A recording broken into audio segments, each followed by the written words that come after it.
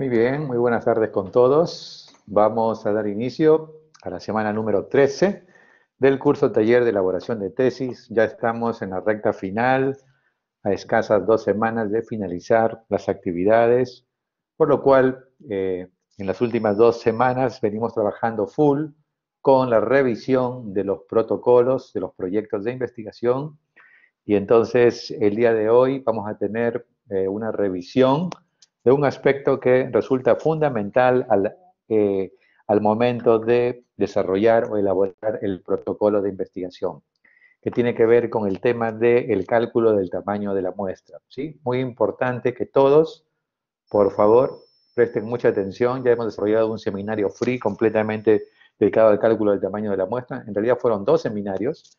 Hemos dedicado un teórico, pero el día de hoy le hemos pedido al doctor Juan Carlos Roque que por favor nos muestre ejemplos prácticos y la manera de manera rápida, calcular el tamaño de la muestra en nuestro trabajo de investigación. Es muy importante que no usen sistemáticamente muestreo no probabilístico. Al colocar muestreo no probabilístico por conveniencia, están bajando la validez interna del proyecto. Entonces, incluso cuando no calculen el tamaño de la muestra y tomen toda la población de estudio a su alcance, deben igual calcular el poder estadístico de esa muestra, ¿ok? Así que muy importante el cálculo del tamaño de la muestra, la técnica de muestreo, que suma representatividad y validez interno al protocolo. Vamos a dejar el tiempo, saludamos al doctor Germán Rosani, Iván Hernández, y vamos a dejar el tiempo con el magíster Juan Carlos Roque. Adelante, por favor, Juan Carlos. Doctor de la Cruz, ¿cómo es usted? Estimados doctores, ¿cómo están todos ustedes? Tengan muy buenas tardes. Voy a pasar ahora a compartir lo que viene a ser la parte práctica del día de hoy. Permíteme un segundito, por favor.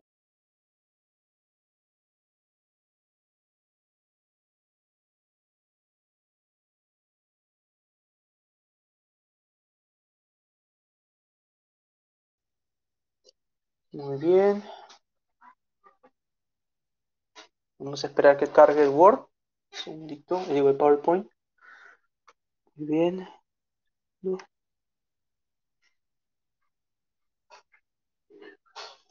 Entonces, antes de comenzar con este ejemplo, primero mencionar lo que vamos a tocar. Vamos a hablar acerca de una forma para poder realizar lo que es el cálculo de tamaño muestral para casos y controles, ¿no? Un cálculo de tamaño de muestral para casos y controles. El día de hoy vamos a utilizar el paquete epidemiológico EPIDAT. Este vamos a utilizar. Los que ya estarán familiarizados con el paquete epidemiológico EPIDAT se van a dar cuenta de lo siguiente, ¿no? Que EPIDAT trabaja con dos variables cuando se hace su cálculo de tamaño muestral, ¿no? Una variable independiente y una variable dependiente, ¿no? Esto es obviamente tomando en consideración, ¿no? Que la muestra que nosotros utilicemos sea una muestra simple, ¿no? Una muestra unetápica, ¿no? Que estemos, por ejemplo, realizando un muestreo aleatorio simple, ¿no? Que se resume como un más, o que estemos realizando un muestreo sistemático, ¿no? Esos son los muestreos, digamos, básicos que normalmente se emplean. Estos muestreos simples, ¿no? De baja complejidad, ¿no? Nos permiten obtener, ¿no? Representatividad únicamente para la asociación de una independiente respecto a una dependiente. Esto es importante. Entonces, en este tipo de cálculos de tamaño muestral viene la pregunta, puede venir el título, ¿no? En el que utilicemos factores asociados o factores de riesgo. La respuesta en este tipo de muestras que nosotros realicemos, ¿no? Por ejemplo, digamos 120 controles, 120 casos, por ejemplo, hacemos una ración de 1 a 1, la respuesta sería no. No podríamos realizar este tipo de trabajos porque la muestra, el tamaño muestral y la complejidad de lo que viene a ser la muestra no nos da. Pero ¿cuándo es que podemos realizar factores asociados? Cuando tenemos muestras grandes, ¿no? Tamaños muestrales grandes y cuya complejidad y cuyo diseño de la muestra sea complejo, ¿no? Pues las muestras complejas en las cuales, por ejemplo, se hagan muestreos con más de una clasificación, ¿no? En este tipo de de muestreos que vamos a ver ahora, que son los que ustedes van a emplear para sus trabajos de pregrado, va a limitarse únicamente a lo que viene a ser dos variables, ¿no? El estudio de dos variables.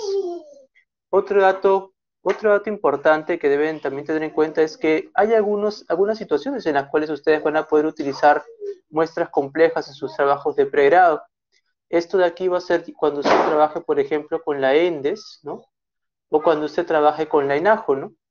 Este tipo de muestras que les proporciona de forma gratuita el INEI son muestras complejas, ¿no? Multietápicas, en las cuales usted sí puede trabajar con los factores asociados, y aquí usted no se calcule tamaño muestral para su trabajo, sino como lo menciona el doctor de la Cruz, usted hace aquí lo que se conoce como la potencia, calcula lo que viene a ser la potencia estadística de lo que viene a ser la asociación de sus factores asociados respecto a una variable dependiente, ¿no? Y uno dirá, profe, entonces para mi muestra, ¿yo qué voy a hacerlo? Voy a sacar unos 120 pacientes de casos y otros 120 de controles de un hospital. ¿Solamente trabajo con dos variables? La respuesta es, la asociación que va a ser representativa, sí. Solo va a haber una asociación que va a ser representativa. ¿Pero puedo meter más variables? La respuesta es sí. Claro que sí. Usted está en el deber de en su protocolo incluir más de en dos variables. Eso es importante porque a veces queda la duda. A veces queda la duda. Estas otras variables, digamos X, Z, W, ¿no? Que voy a meter a mi modelo. Voy a sacarles el odds ratio de esta variable con la variable dependiente. La respuesta es sí. Voy a sacarle el OR con la X también. El OR con la Z también. La pregunta es, ¿esta relación va a ser representativa de la población? La respuesta es no. ¿Pero para qué me sirve esto? Como ustedes habrán visto, esto de aquí, si lo hacemos por separado, nos sale el OR crudo, ¿no? Y aquí también vamos a tener un OR crudo entre nuestra variable independiente y dependiente. Digamos que nuestro estudio sea obesidad, ¿no? Para hacerlo simple, ¿no? Y entendible, obesidad y diabetes mellitus, ¿no? Obesidad y diabetes mellitus. ¿Ya? Pero para esto construyo mi muestra, entonces el OR que me salga de acá va a ser un OR representativo para mi población, porque yo he construido mi tamaño muestral, he hecho mi muestreo en base a estas dos variables. Pero ¿puedo incluir otras variables que me predispongan a diabetes aparte de lo que viene a ser la obesidad? Claro que sí. Puedo, por ejemplo, poner, ¿no? Por ejemplo, estilos de vida, ¿no? Antecedentes familiares, ¿no? Puedo poner acá. Y esas también son variables que se relacionan con diabetes mellitus, ¿no? Estas variables que se relacionan con diabetes mellitus, que es mi variable dependiente, ¿no? Que me van a afectar la relación. Me van a afectar la relación entre obesidad y diabetes mellitus. Estas tengo que medirlas, porque tengo que ver si es que estas están afectando o no están afectando. Póngase que me salga un OR de 1.9 acá, un OR de 2.2 acá. Estoy encontrando que hay una asociación entre mi variable dependiente y estas variables que no forman parte de mi estudio principal. Estas se conocen como las famosas covariables. Estas covariables, ¿no? Estas covariables estoy viendo ahorita que sí se asocian. ¿Y cuál es el problema acá? El problema aquí es lo siguiente, que cuando yo haga únicamente mi análisis, mi OR crudo, me puede salir aquí un OR, digamos, de 2.3. Pero este OR puede ser un OR que esté inflado porque están estas variables que no estoy midiendo en este modelo del OR crudo, que están aumentando hasta 2.3. Hasta aquí es el OR crudo. Entonces uno dirá, la importancia de meter estas covariables es para tener conocimiento de si están o no están afectando a mi variable dependiente, ¿no? Si están o no afectando a mi variable dependiente. ¿Por qué? Porque después de este OR crudo viene el OR ajustado. ¿Y cómo es el OR ajustado? En el OR ajustado voy a hacer lo siguiente. En un mismo modelo ingreso a mi variable independiente y a todas mis covariables que me han salido con una significancia, con un OR significativo. Los ingreso.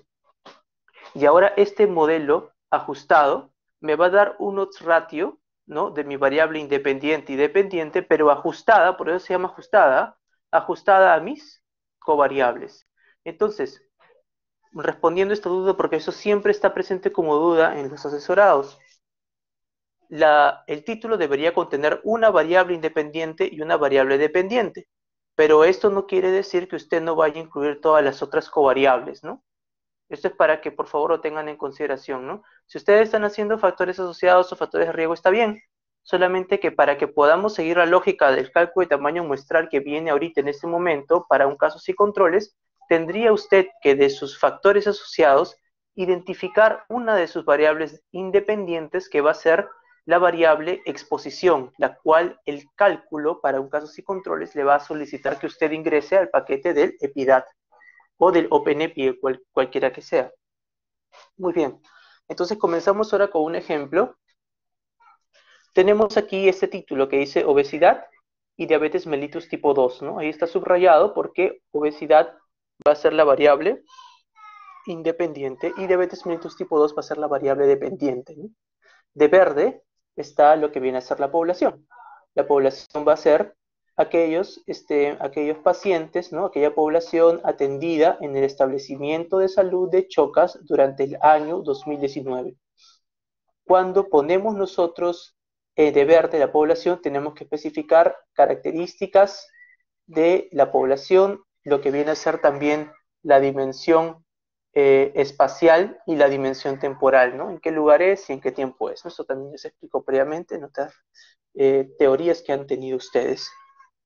Entonces aquí está mi población. La población de Choca es una población rural.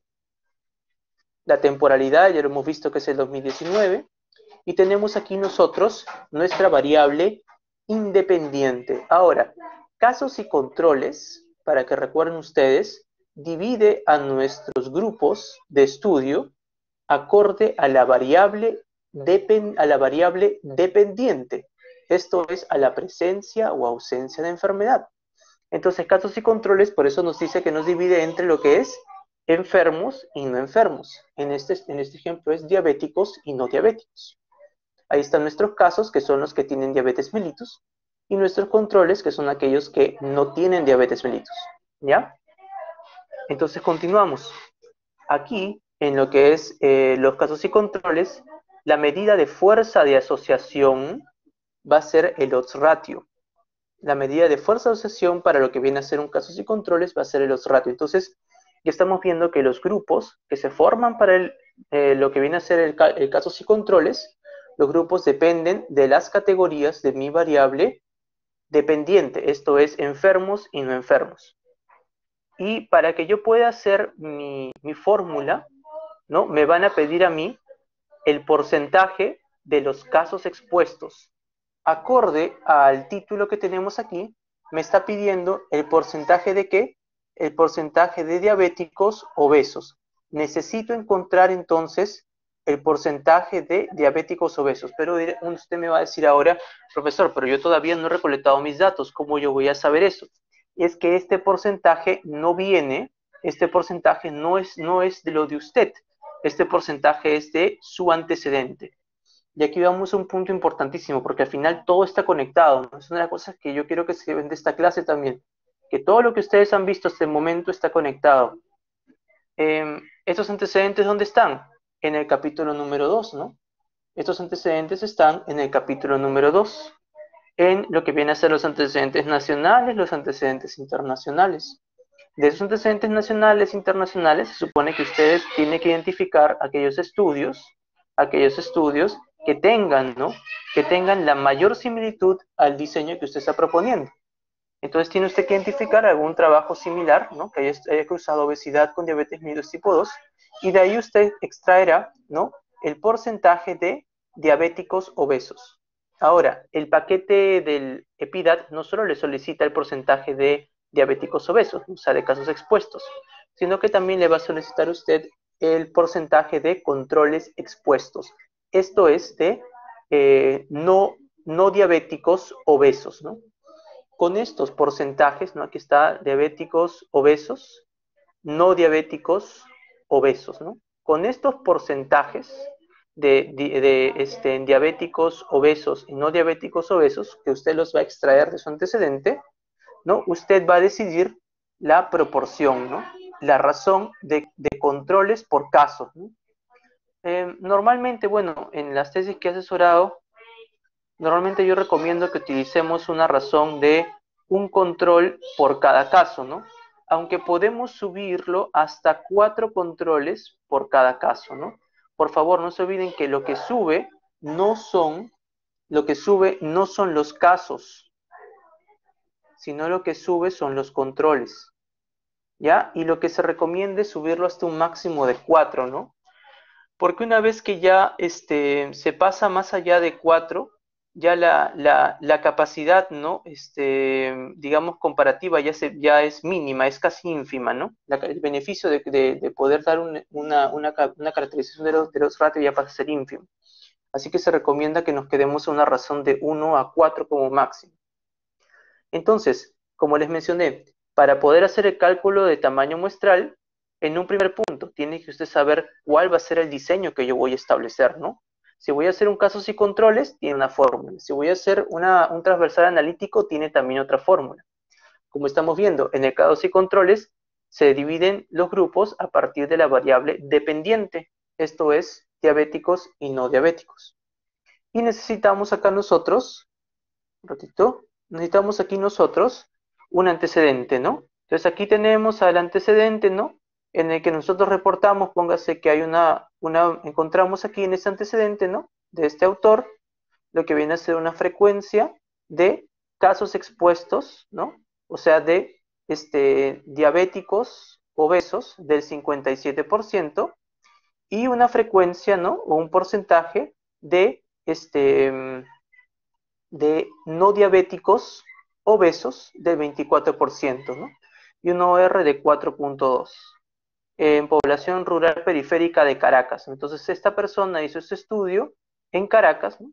Y encontró que en esta población rural, que es nuestra población es Chocas, por ejemplo, él encontró una población rural de Caracas, ¿no? Una frecuencia de diabéticos obesos de 57% y de no diabéticos obesos de 24%.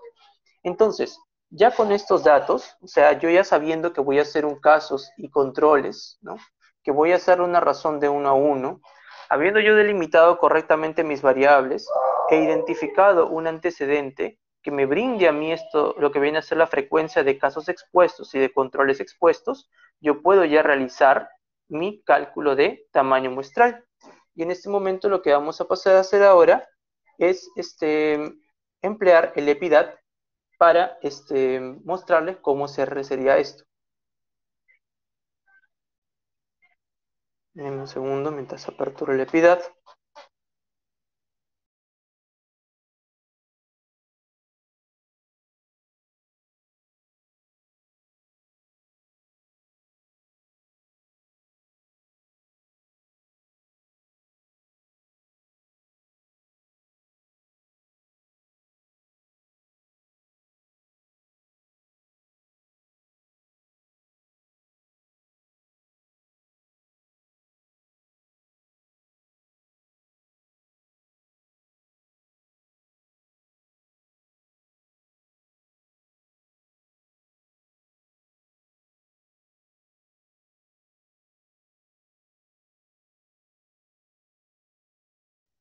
Muy bien, aquí estamos entonces con el paquete epidemiológico del EPIDAT. Para los que ya tienen experiencia y han visto esto previamente, sabemos que nos vamos aquí a módulos, ¿no? Nos vamos a muestreo, y en muestreo nos vamos a calcular el tamaño de la muestra y nos vamos a contraste de hipótesis, ¿no? Porque estamos haciendo estudios analíticos. Nos vamos aquí a estudio de casos y controles y nos vamos a grupos independientes, ¿no? Que es el que estamos trabajando. La mayoría de estudios, casos y controles que van a hacer ustedes en PDAO van a ser de grupos independientes. ¿Hay casos y controles emparejados? Sí lo hay, pero los que normalmente hacemos son los de grupos independientes. Le damos clic y vean ustedes, ahorita nos figura esta tablita, ¿no? Nos figura esta tabla en la cual nos dice, escoja por favor usted 2 opciones, ¿no? Entonces vamos a darle clic aquí, proporción de casos expuestos y proporción de controles expuestos. Entonces, ¿cuánto estaba lo que era la proporción de obesos, disculpe, de diabéticos obesos? Era de 57%, ¿no? Era una proporción de 57% de diabéticos obesos. Y la proporción de no diabéticos obesos, vamos a mejor inflar un poquito más, digamos que era de 37%, ¿no? En nuestro antecedente. Entonces, en el antecedente que encontramos de trabajadores, disculpen, de población rural, ¿no? De Caracas, habíamos encontrado 57% para diabéticos obesos y de 34% para no diabéticos obesos. Aquí, lo que les mencioné, ¿no? Número de controles por caso. Dejémoslo en 1, ¿no? Ahora, nivel de confianza, ¿no? En medicina, normalmente trabajamos con lo que viene a ser intervalos de confianza al 95%. Ahora uno dirá, ¿por qué? Si nos ponemos a revisar los artículos, ¿no? Desde el inicio de esto, van a ver que la decisión fue por dedocracia. Aunque no lo crean, ahí en inglés lo mencionan, ¿no? Como rule of thumbs, ¿no? Casi por así decirlo, dedocracia. Así que bueno, se mantiene por estos motivos, ¿no? Nivel de confianza en 95%. Trabajamos de ahí con lo que viene a ser calcular tamaño de muestra. Podemos nosotros cambiar, ¿no? Claro que sí, cuando tenemos, en este caso lo que estamos buscando es cuántos individuos necesitamos nosotros. Esto es lo que estamos buscando. Esto es lo que estamos buscando, ¿no? ¿Cuántos individuos necesitamos nosotros por cada grupo de casos y controles? Por lo tanto, lo dejamos en tamaño de muestra. Pero si en caso, como lo mencionó el autor de la Cruz, usted ya cuenta con lo que viene a ser su cantidad de individuos, usted va a tener que calcular cuánta potencia tendría su trabajo con esa cantidad de individuos que usted ya tiene. En todo caso, cambiaría aquí a potencia, ¿no? Y vean ustedes cómo los datos de tamaño, vean cómo los datos que aquí decía potencia, cambia ahora a tamaño total de la muestra, ¿no? Tamaño total de la muestra. Vean cómo cambió, ¿no? Y aquí, eso es otro dato que lo vamos a ver ahorita en un momento. Entonces, nos quedamos aquí con tamaño de la muestra y lo dejamos nosotros en una potencia mínima del 80%, ¿no? Que es lo mínimo que se espera, ¿no? Dejamos esto de la corrección de continuidad de Yates, lo dejamos aparte y le damos calcular.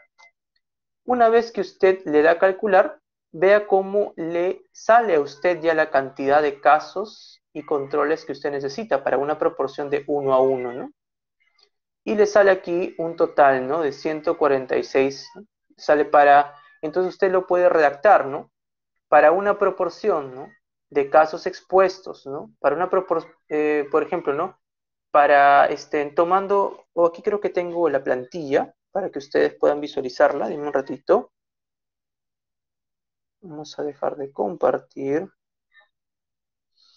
y vamos a irnos a la diapositiva para que vean cómo redactamos.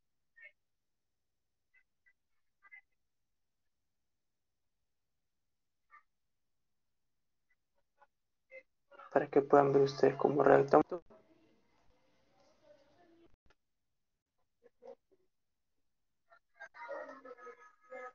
Vamos a esperar que cargue. Aquí está, ¿no? Entonces, para lo que viene a ser el cálculo de tamaño muestral, ¿no? ¿Cómo es que nosotros lo redactamos, ¿no? Tenemos siempre que especificar qué paquete empleamos, ¿no? Dice, empleando el paquete estadístico de libre acceso a EPIDAD, se tomaron las proporciones esperadas de casos expuestos, por ejemplo, no de 57%, y controles expuestos de 24%, ¿no? Así como unos ratio esperado de 4.2 del artículo de el autor, ¿no? De donde usted extrajo estos datos. Se establecieron intervalos de confianza en 95%, una potencia estadística del 80% y una razón de casos por controles de 1 a 1, se obtuvo un tamaño muestral total de 68 pacientes, siendo 34 los casos y 34 los controles, ¿no? Esto es en caso ya hemos trabajado con 24% en vez de 34 que lo había cambiado en la forma, ¿no? Entonces, de esta forma es como usted presenta, ¿no? Lo que viene a ser su cálculo de tamaño muestral, ¿no? Para un diseño de tipo casos y controles. Eso de ahí vendría a ser, la verdad no es algo tan complejo, ¿no? Es algo simple que uno puede, por así decirlo, tecnificarse y tranquilamente poder presentarlo sin problema alguno, ¿no? Bueno, esto viene a ser con relación a los casos y controles. Ahora vamos a ver cómo se plantea, pero para un transversal analítico. Denme ustedes un segundo mientras comparto ahora. Mientras comparto en este momento lo que viene a ser el ejemplo de un transversal analítico. Un segundito, por favor.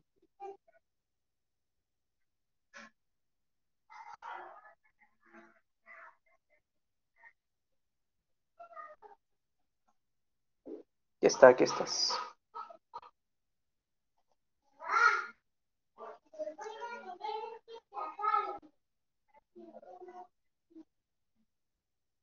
Para aquellos que han estado haciendo su trabajo como una forma de un diseño de tipo transversal analítico, vamos a ver ahora cómo funciona esto. Vamos a esperar que cargue el PowerPoint. Ok, muy bien. Entonces, vamos a tomar, vean ustedes, ¿no? Mira, profe, pero ha metido aquí el mismo título. Entonces, ¿cómo funciona esto? A ver, es que en realidad podemos utilizar las mismas variables, la misma población, pero la forma como abordamos el trabajo es lo que hace que varíe, que sea un transversal analítico o que sea un casos y controles. Entonces vamos a ver cómo funciona con un transversal analítico. Nuestra población es la misma, la temporalidad, ¿no? Es la misma. Ahora, importante mencionar que la variable independiente, disculpen, que la variable dependiente ya no va a ser la que determine los grupos. O sea, ya no vamos a trabajar con casos y con controles. No. Ahora vamos a trabajar con expuestos y no expuestos. Nuestros expuestos en este trabajo, obviamente, por marco teórico, son los obesos. Y los no expuestos a diabetes, por marco teórico, son los no obesos, ¿no? Entonces, ahora vean ustedes cómo cambió en el transversal analítico. El cálculo de tamaño muestral para un transversal analítico le va a dar a usted la cantidad de personas expuestas y no expuestas que usted necesita para hacer su trabajo, diferente al casos y controles que le da a usted la cantidad de personas que necesita usted enfermos y no enfermos. Esa es una diferencia importante para poder establecer, ¿no? ¿Y cuál es el indicador de fuerza de asociación? Es la razón de prevalencia, ¿no? Porque hablamos de fuerza de asociación, ¿no? En realidad debería decirse de fuerza y de direccionalidad, ¿no? ¿Por qué motivo? Porque recuerden ustedes que tanto el OR como la razón de prevalencia, ¿no? Van desde el cero hasta el infinito positivo, ¿no? Van desde el cero hasta el infinito positivo. Cuando yo digo que es superior a 1, estoy diciendo que a medida que mi variable dependiente aumenta, disculpe, mi variable independiente aumenta, mi variable dependiente también va a aumentar. O sea que hay una relación directamente proporcional, ¿no? La probabilidad de que ocurra mi variable dependiente va a aumentar siempre y cuando aumente, ¿no?, la presencia de mi variable independiente. Entonces hay una relación directamente proporcional, ¿no? Ascendente, ¿no? Cuanto más me voy hacia el infinito positivo, mayor es la fuerza de asociación. O sea, la probabilidad de que ocurra la variable dependiente va a ser mucho mayor mientras esta variable independiente esté presente, ¿no? Cuanto más me acerca al infinito positivo, o sea, cuanto más, si es de 40, de 30, ¿no? De 4, por ejemplo, ¿no? Es un OR importante, alto, ¿no? Hay una mayor fuerza de asociación. Y también aparte de esto, estoy yo delimitando, si es que es positivo, una relación directamente proporcional. A diferencia que sea menor de 1. Ya recuerdan ustedes, ¿no? Por tanto, esto es tanto para el OR como la razón de prevalencias. Si es menor de 1, yo estoy asumiendo entonces, ¿no?, que la relación es inversamente proporcional. Por eso es que a veces decimos, ¿no?, que es un factor protector, ¿no? Porque cuando está presente una variable que tiene un OR menor a 1, evita, la probabilidad de que la variable dependiente ocurra estando la variable independiente es baja, ¿no? Cuando es menor de una, hay una relación inversamente proporcional, ¿no? La relación es inversamente proporcional y cuanto más me vaya yo hacia el cero, más fuerte es esta asociación inversamente proporcional. Eso es importante para que lo recuerden. Entonces, bueno, aquí están mis dos grupitos, los expuestos enfermos, ¿no? Y los no expuestos enfermos. Eso es lo que me va a solicitar el paquete epidemiológico. Me va a pedir, dame por favor a los obesos diabéticos. ¿Y aquí qué te va a pedir? Dame por favor a los no obesos diabéticos. Eso es lo que le va a pedir usted. Aquí tenemos, ¿no? A los obesos, no obesos, que son diabéticos, ¿no? Y también te va a arrojar una proporción, ¿no? Te va a pedir que le des una proporción, ¿no? Déjenlo ustedes, también les recomiendo una proporción de 1 a 1. Y bueno, ahí está, ¿no? Ahí tienen ustedes, ¿no? El antecedente, siempre para todos los estudios. Y esto es bueno porque ya han llegado estudiantes asesorados de tesis que ya me están diciendo, me han dicho, no, profesor, el antecedente, ¿no? Antes, la verdad no era algo tan frecuente escuchar, ¿no? El antecedente, necesita usted un estudio antecedente, ¿no? Del cual usted puede extraer, ¿no? Esta frecuencia de expuestos enfermos y esta frecuencia de no expuestos enfermos, ¿no? Esto es lo que usted necesita y con esto usted va a poder calcular para lo que viene a ser su razón de prevalencia. Entonces aquí tenemos, ¿no? Acuña et al. Encontró una frecuencia de obesos, ¿no? Expuestos, diabéticos de 47% y una frecuencia de no obesos, diabéticos de 29%. Una razón de prevalencia, UOR, de 3.6, por ejemplo, ¿no? En una población rural en la periferia de Caracas. Entonces, este es nuestro antecedente, ¿no? El artículo de donde queremos sacar los datos para hacer nuestro cálculo de tamaño muestral. Muy bien, con estos datos vamos a hacer el trabajo. A ver. Vamos a ver. Como ciego. ¿Qué dice? Esto no es. Compartir ventana. Aquí estás. A ver, el antecedente era 47 y 29, ¿no? Entonces aquí ya cambia, ¿no? La fórmula. Nos vamos a muestreo. Cálculo de tamaño de muestra, contraste de hipótesis, comparación de proporciones, nos vamos a comparación de proporciones y nos vamos a grupos independientes. ¿Hay transversales analíticos emparejados? Claro que lo hay, ¿no? Pero en este caso no estamos trabajando con transversales analíticos emparejados, ¿no? Los grupos independientes son emparejados, es lo más frecuente. Le damos clic y nos va a salir aquí una proporción, ¿no? Un cuadro de lo que viene a ser comparación para grupos independientes.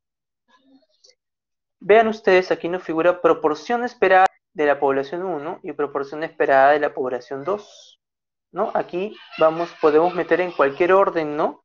Lo que viene a ser, ¿no? Los obesos diabéticos, que era 47%, y los no obesos diabéticos, que si no me vamos a ver un poco para no olvidarme, era del 29%, ¿no? Ahí está bien. Lo dejo razón entre tamaños muestrales de 1 a 1, y nivel de confianza en 95%, tamaño muestral, ¿no? Y me quedo con potencia mínima del 80%.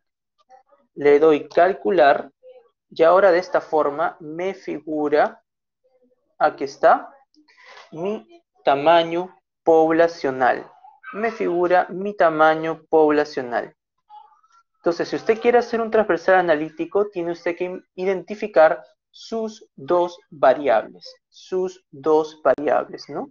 Su exposición y su enfermedad, ¿no? Su variable exposición y su variable dependiente, ¿no? Es lo que tiene usted que identificar. Y vean, aquí nos sale, ¿no? Nos salió una población de 113 y otra población de 113, siendo un total de 226, ¿no? 226. Entonces, bueno, de esta manera es que usted realiza lo que viene a ser un cálculo de tamaño muestral para un transversal analítico, ¿no? Para un transversal analítico. Y vamos a ver cómo es que se redacta, este transversal analítico, ¿no?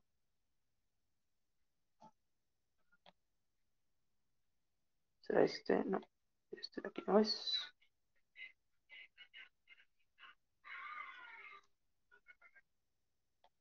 ¿Es tú? ¿Por qué?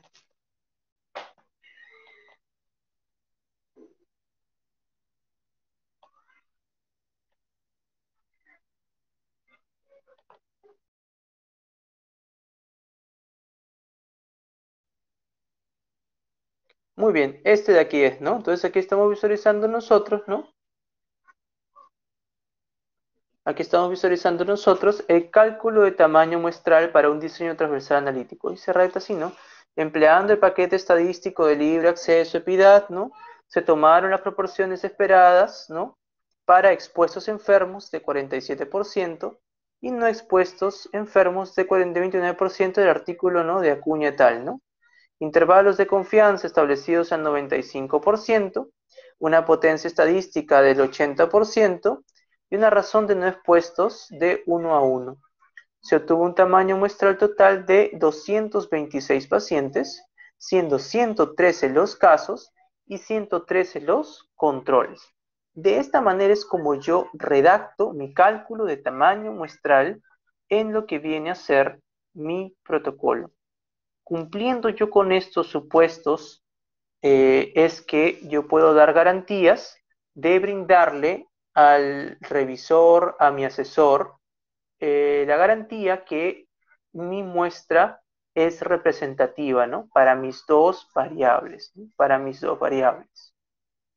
Muy bien, entonces eso vendría a ser, bueno, con respecto a este pequeño módulo, ¿no? De lo que venía a ser el repaso para los dos cálculos de tamaño muestrales más importantes que son para sus trabajos, porque la gran mayoría de ustedes está trabajando con lo que viene a ser transversales analíticos o lo que viene a ser también casos y controles. Entonces, bueno, eso vendría a ser todo con respecto a esta parte. Disculpe, doctor de la Cruz. Gracias, Juan Carlos. Aprovechar los siguientes 5 o 10 minutos para conversar sobre algunos puntos importantes, ¿no? Entonces, y hay algunas preguntas que generalmente las colocamos en el examen y voy a leer la primera pregunta. Ok, a ver. En un estudio transversal, el cálculo del tamaño de la muestra debe basarse en, y aquí entonces da las opciones, odds ratio, riesgo relativo, proporción, hazard ratio, depende del desenlace, ¿no? Que es importante porque ya hemos estado viendo lo que significa el concepto del RP, ¿no? La razón de prevalencia, una proporción, de manera importante. Ok. Esta otra pregunta también es interesante. En caso de tener una base de datos con una población fija, ¿cuál es la acción más recomendable? A ver, si ya tenemos, ya nosotros decimos, bueno, hemos encontrado una base de datos de ENDES, de NAJO, o de cualquiera de ellas. Calcular el tamaño muestral, calcular la potencia, no se requiere calcular muestra o potencia, cualquier error tipo alfa, calcular la diferencia de proporciones, y en este caso, como ya ha sido mostrado, es importante, cuando el tamaño de la muestra ya está establecido, debemos calcular la potencia o el poder estadístico de mi población o de mi muestra. Ok. Muy bien. A ver, esta pregunta me parece interesante y me gustaría que respondan en el chat, a ver, para todos los estudiantes. La potencia y el nivel de confianza habitualmente utilizados en estudios analíticos son: opción A, 80 y 95%, opción B, 90 y 90%, opción C, 80 y 90%, opción D, 90 y 95%, opción E, 0.05 y 0.2. A ver, marquen las opciones, por favor, allí. Ok. Uno está marcando bien, Alfredo, correspondía con la A. Bien, bien, muy bien, perfecto, perfecto, muy bien. Como te darás cuenta, Juan Carlos, esto es un grupo muy interactivo y con las respuestas correctas. ¿Ok? Muy bien. Cuando estabas mostrando, Juan Carlos, cuando estabas mostrando para los de casos y controles y te salía la opción, seleccione dos opciones, ¿no? Y tú seleccionaste justamente las prevalencias en los casos y en los controles, ¿no? La frecuencia en casos y controles. Pero también veo que estaba la posibilidad de tomar una frecuencia y el OR, ¿verdad?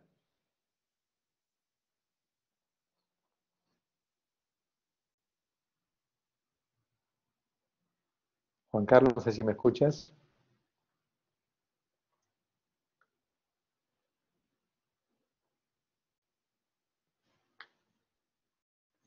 Bueno, entonces allí en el calculador del EPIDAC decía para casos y controles marcar dos opciones, ¿no? Y habían tres posibilidades.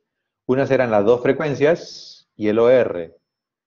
Por defecto se tomaron las dos frecuencias de casos y de controles, pero también se podría haber tomado la opción de frecuencia en controles y el OR correspondiente, ¿no? Cuando tomen el OR, sean prudentes y si el OR es de 3.5 en la bibliografía, ustedes bajen un poquito, bájenlo a 3, etcétera, ¿eh? Eso es muy importante en la hora y al momento de hacer el cálculo del tamaño de la muestra. Y entonces voy a subir también el PPT, voy a subir el PPT de la presentación de hoy para que ustedes sepan cómo redactar el cálculo del tamaño de la muestra, como se mostró recientemente allí, como se mostró durante la presentación, ¿no? Entonces, para una frecuencia estimada de tanto, para un OR estimado de tanto, para un poder estadístico de 80%, etcétera, se obtiene un tamaño muestral de tal cantidad, ¿sí? Pero si ya tienen la población definida, pues, doctor, yo tengo nada más 280 pacientes, es todo lo que hay en el hospital. ¿Qué debo hacer? Si tú incluiste todos tus 280 pacientes, entonces no vas a calcular el tamaño de la muestra. Lo que vas a hacer es calcular el poder estadístico de esa muestra, la potencia. En lugar de seleccionar calcular el tamaño, marcan calcular la potencia o el poder estadístico. Y eso es muy importante, ¿ok? Muy importante para todos. Okay. Muy bien, entonces, ok. A ver, que el porcentaje se saca de los antecedentes, aparte de lo que dijo el doctor, que debe ser algo parecido a lo que hacemos. ¿Cómo sé si lo que saqué es el adecuado? En realidad, eh, para sacar esa proporción o esa frecuencia, yo le dije que había tres posibilidades, ¿sí? Y voy a volver a explicar ese concepto. ¿De dónde saco la frecuencia? Me están preguntando, ¿no? Muy bien. Esa frecuencia de exposición que ustedes deben sacar, que se llama P1, P2, etcétera, en el analítico, o que se llama frecuencia en los controles, frecuencia de exposición en los controles, según la fórmula que le hemos dado, el calculador que le hemos dado y que está subido en la plataforma. Hay tres opciones, ¿sí? Para esto. Veamos la opción 1. Opción 1 es que lo saquen de la bibliografía. Bibliografía. Entonces, eso es lo más fuerte. Que ustedes digan, según el autor tal, como mostró bien el doctor Roque, según el autor tal, la frecuencia del factor de exposición en el grupo control es 25%, 15%, 30%, 40% de la bibliografía. Y tienen que citar al autor y el artículo. Obviamente que tiene que ser de población similar a la que ustedes están estudiando, ¿no? No tiene que ser necesariamente del hospital o del país. Con que ustedes usen de Latinoamérica, es para el cálculo aproximado del tamaño de la muestra. La segunda posibilidad es que ustedes hagan un piloto. Por ejemplo, hoy en la mañana revisando una tesis, era factor de riesgo de mujeres gestantes en la edad de la adolescencia, ¿no? En la edad de la adolescencia. Entonces me decía, no encuentro en la bibliografía, cosa difícil que no encuentren en la bibliografía, porque en la bibliografía está todo. Lo que pasa es que no han buscado completamente. Hago un piloto. ¿Cómo hago ese piloto? Bueno, sencillo. Voy al hospital y veo a 10 mujeres embarazadas. Tomo 10 mujeres embarazadas. ¿Ok? Muy bien. Y veo la edad de esas 10 mujeres. Y veo cuántas son menores de 18 años, por decir algo, o menores de 19 años, y cuántas son mayores de 19 años. ¿Sí? Entonces, en ese piloto, 10 mujeres, 20, 30, que yo pueda ver en un día en un servicio de ginecobstetricia, voy a decir que las adolescentes son el 10%. De cada 10, una es adolescente y 9 son mayores de edad. Entonces, ahí ya tengo mi prevalencia. 10%, ¿cuánto es? Es el 0.1%, 0.1, 10%. ¿Se dan cuenta? Eso es de un piloto.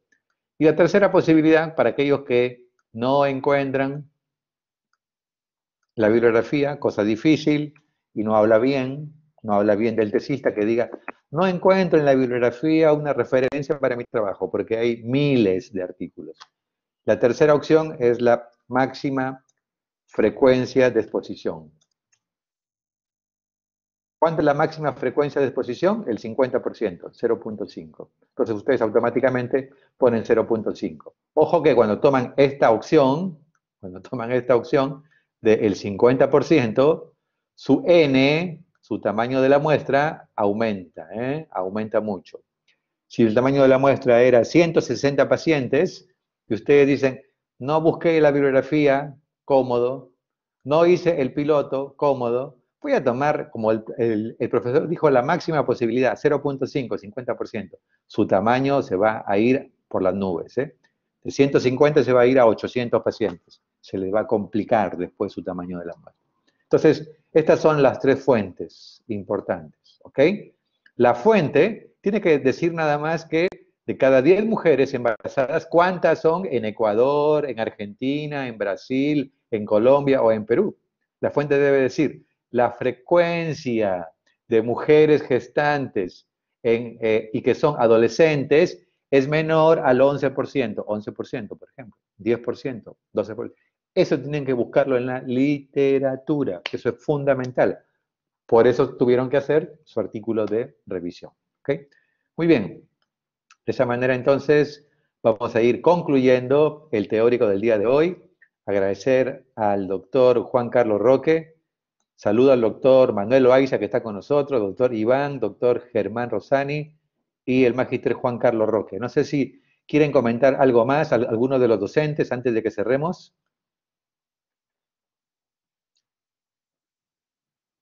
Creo que con lo que usted ha mencionado, doctor, buenas tardes, se aclara bastante más el panorama de lo que ya mencionó el doctor Roque, ya dejando más claro para que los chicos pues, puedan completar su proyecto, sobre todo en el capítulo 3. Gracias, doctor Iván. Adelante, doctor Loaiza. Bien, ¿cómo están? Saludos a todos por la presentación que ha realizado el doctor Roque. Una cosa importante que hemos estado viendo en las tesis sustentadas ahora por los alumnos es que quieren hacer inferencias de muestreos que son por conveniencia. Y eso es que es importante que se pueda clarificar que tiene que haber una muestra. Ya claro, con lo que ha hecho Juan Carlos, tiene claramente los ejemplos de una cantidad, y esa cantidad una muestra para generar una inferencia. Si ponen lo que es búsqueda por saturación o por conveniencia, eso no genera una inferencia. Entonces las conclusiones que puedan tener y sus recomendaciones también van a cambiar. Y hemos encontrado casi varias tesis con ese problema. Entonces es importante que esta parte de lo que es muestra y muestreo quede muy claro para que tengan un fuerte asidero para las conclusiones en sus trabajos. Muchas gracias. Perfecto, gracias Manuel. De paso, el doctor Manuel Loaiza tiene pendiente en el seminario técnicas de muestreo. Técnicas de muestreo que seguramente, no sé si para mañana o la semana próxima, lo va a desarrollar. Para que aumente la validez interna del trabajo y podamos hacer estadística inferencial de manera correcta, tenemos que cumplir estas dos características. Haber hecho el cálculo del tamaño de la muestra y haber generalmente hecho un muestreo probabilístico. Prácticamente, si yo hago el cálculo del tamaño de la muestra, estoy casi obligado a tener un muestreo probabilístico. Tal manera que la validez interna sea suficiente para que yo pueda sacar lo que se llama datos inferenciales. Lo que resulte de la muestra lo puedo aplicar después a la población, ¿no? Entonces es muy importante. ¿Por qué? Porque el estudiante, otra vez, por comodidad o por moda, pone muestreo no probabilístico por conveniencia. Sistemáticamente lo ponen a todos los trabajos. Lo que estamos haciendo al colocar esa frase en el artículo y en la tesis es renunciando a mayor validez y prácticamente reduciendo la validez interna y los resultados inferenciales que deben salir de ese trabajo. O sea que entonces la representatividad de la muestra tiene que ver con el n, tamaño de la muestra, n minúscula en general, y lo que se llama un muestreo probabilístico. Por supuesto que hay excepciones, pero en general, en el enfoque cuantitativo, tenemos que hacer énfasis en estos conceptos. Gracias, Manuel. ¿Algo más para ir terminando? No, doctor Johnny, estimados alumnos, muchas gracias por la participación. Sumarme a lo que ha dicho el doctor Manuel Loaiza, lo que ha corroborado usted, doctor Johnny, y a lo que mencionó el doctor Iván Hernández, ¿no? Creo que esta clase es muy importante para el tema de estadístico y reforzar, pues, ¿no?, lo que ha comentado, que el menor peso estadístico nos dan el tipo de muestreo no probabilístico, ¿no? Que hay que tratar de inclinarnos al modelo probabilístico. Muy bien, muchas gracias entonces con todos. Nuevamente gracias, Magíster Juan Carlos Roque. Mientras se estaba presentando Juan Carlos con el EPIDAC, yo hacía el cálculo con el sample size que todos ustedes tienen y daba exactamente los mismos números, tanto para casos y controles como para estudios transversales analíticos. El Excel sample size del INISIC que le hemos provisto daba automáticamente los mismos números con las mismas frecuencias, ¿eh? Así que aprovechen después en la parte práctica para compartir con sus grupos, por favor, todos los docentes, el sample size. Está colgado allí, está colgado en la plataforma Excel para que todos puedan utilizarlo y, por supuesto, también utilizar los otros software que aquí han sido mostrados. El EPIDAC está para descargarlo gratuito, y está la versión 4.3 también para descargarlo de PAO. Así que, bueno, hagamos esa práctica esta semana y avancemos y completemos los protocolos de investigación de todos ustedes. Con esto vamos a dar por finalizada la actividad de esta tarde y seguiremos con la parte práctica y seguramente hoy tendremos también éxitos con el partido pendiente de nuestra selección. Buenas tardes. Buenas tardes, doctor Johnny. Gracias, doctores. Hasta luego. Gracias, doctores. Hasta luego, doctor La Cruz. Cuídense. Chao, Iván. Gracias, Juan Carlos. Muchas gracias. Hasta luego. Germán. Buenas tardes a todos. Gracias. Buenas tardes. Hasta luego, doctor Manuel, doctor Juan Carlos, doctor Germán.